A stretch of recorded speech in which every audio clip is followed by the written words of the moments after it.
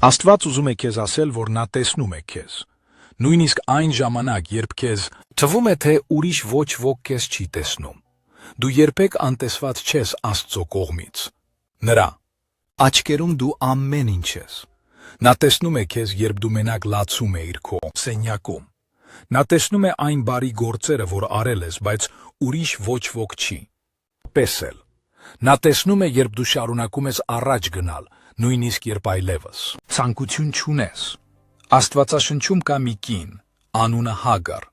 Նրան անտեսել է օգտագործել և մի կողմ էին մղել։ Նա մերժված էր իրեն շրջապատող մարդկանց կողմից։ Այդ պատճառով նա միայնակ գնաց անապատ։ Անապատում նա մտածում էր, թե բոլորովին մենակ է և որ ոչ ոքի չի հետաքրքրի, կապրի նա, թե կմեռնի։ Բայց հենց այդ պահին Աստված հանդիպում է նրան, և առաջին բանը, որ անում է, նրան կոչում է իր անունով։